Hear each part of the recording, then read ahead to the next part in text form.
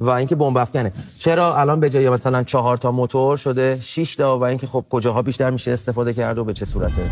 ببینید این مولتی روتور بمب افکنه یا بمبر به اختصار. درسته؟ قبلا از جنگا اینجوری بود که مثلا شما یه تانکو میدیدید با آر پی جی بلند میشدید یا الله اکبر میگفتن تانک یا تانکو میزدن یا خودشون چیز میشد. درسته. درصد خطا هم داشت که مثلا اون بنده خدا استرس داره نمیتونه تانکو بزنه. درسته. جنگای الان خدا رو شکر پیشرفته شده.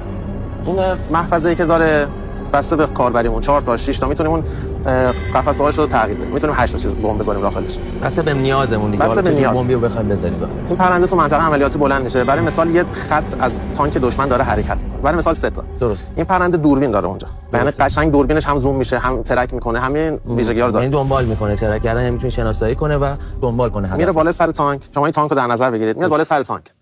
یه عرض سلامی میکنه، این بمبشو ول میکنه. همونجا میزنه. بمبی که داخلش استفاده میشه بمب معمولا حالا بمب سیمرغ استفاده میکنن. بمب هم ضد زره هم ضد نفر.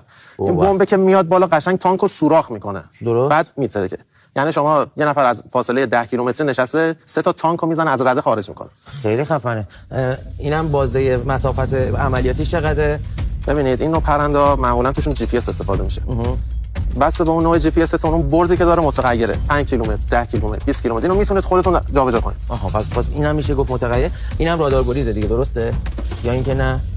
ببینید اون کلا اصولا تو بحث شکار مولتی روتورا و پهپادا باید خیلی شانس باهاتون یار باشه که بتونید اینا رو بزنید. مگه که میگم جی پی اسشو بزنید، جمعیت بزنید، پرنده دچار اخلال بشه دیگه، اون ارتباطش رو با راهبرش از دست بده و یا سقوط کنه یا یه جای نزدیک به اون محل هومش لند کنه. خیلی عالی. بعد اینم یه خلبان داره یا اینکه مثلا مثل اون پهپاد دیگه‌ای که صحبت کردیم 3 نفر 4 نفر نیاز داره؟